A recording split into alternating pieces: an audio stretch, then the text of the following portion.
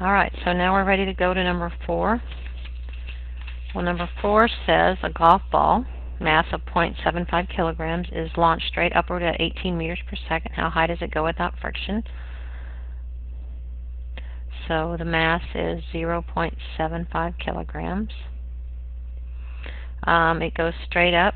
Its initial speed is 18 meters per second. And they want to know the height that it rises to if there is no friction. So KEI plus PEI equals KEF plus PEF. So I'm going to assume that it started from the ground, so that's 0. It goes to the highest point, so that goes to 0. So I have 1/2 mBi squared equals mghi. They gave me the mass, but I can really just cancel it out. So I know that I have 1/2 18 meters per second, don't forget to square it, divided by 9.8 meters per second squared, gives me HI. So the initial height, when I solved it, I got an initial height of 16.53 meters.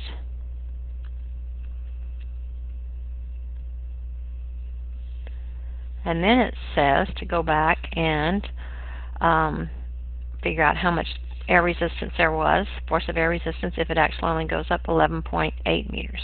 So this was like part A. Part B. So I had KEI plus PEI minus the work done by air resistance equals KEF plus PEF.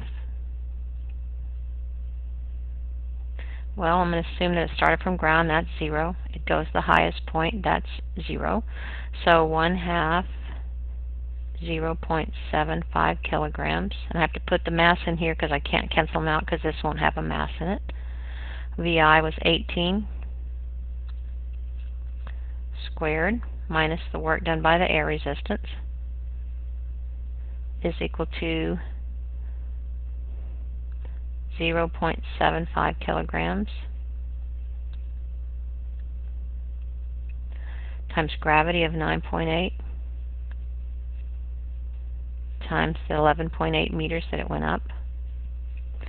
So I solved for the work done by the air resistance, and when I did that, I found the work done by the air resistance to be 34.8 joules. So the work done by the air resistance is 34.8 joules, but that is not what it asked me. It asked me how much is the force of the air resistance. So I said, well, the force of the air resistance times the distance that it acts over is 34.8 joules. So the force of the air resistance, the distance that it acts over is at 11.8 meters, is equal to 34.8 joules. So when I solve for the force of the air resistance, I got 2.95 newtons.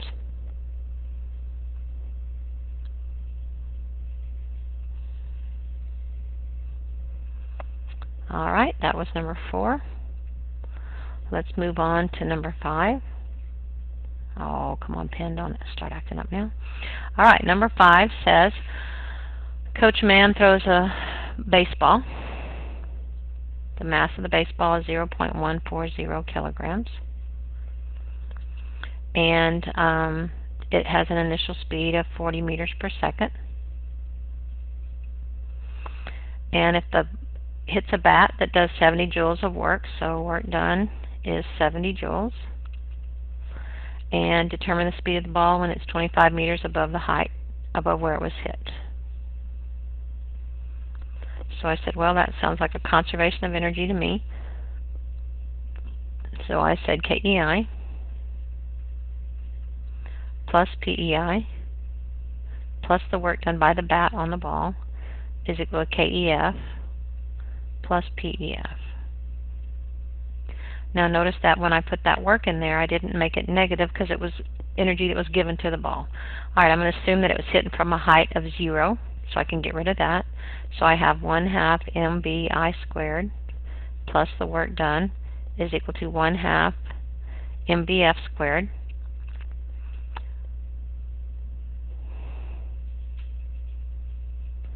plus MGH final. So I have 1/2. My mass is 0.140 kilograms. It was initially hit at 40 meters per second. Don't forget to square it.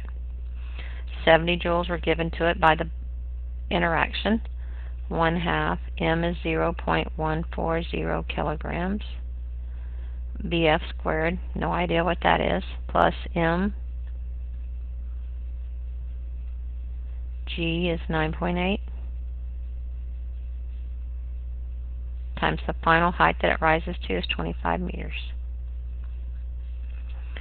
So when I did that, I got 112 joules here. I got 70 joules here.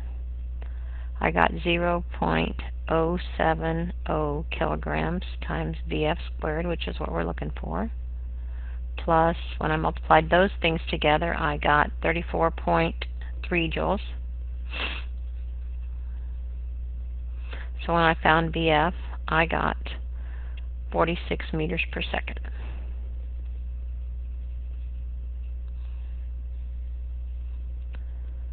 All right, number 6.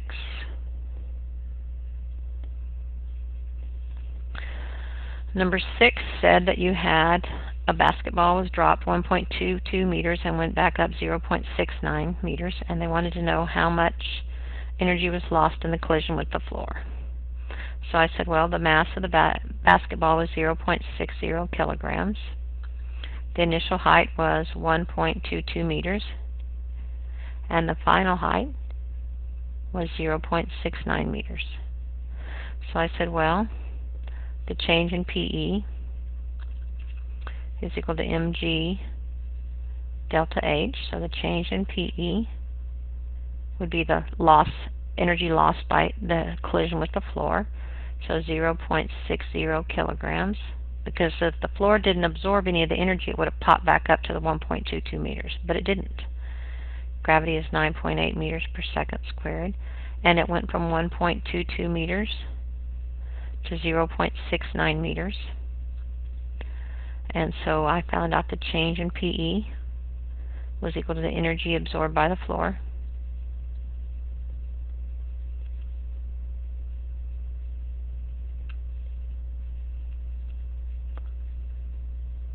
And when I did that, I got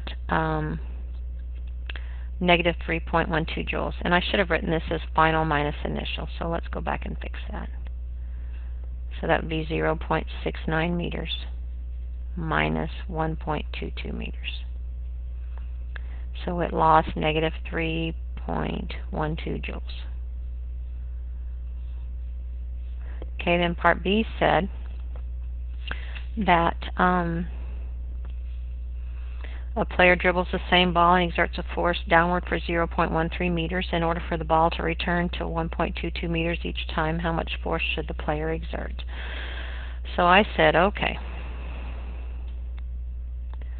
the work done by the man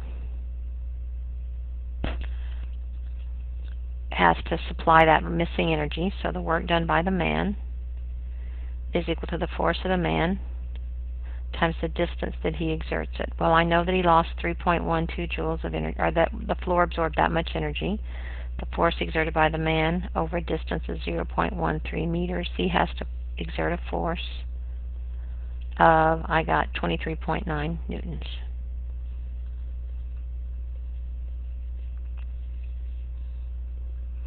So we're going to stop there, and then we'll come back and do the last two.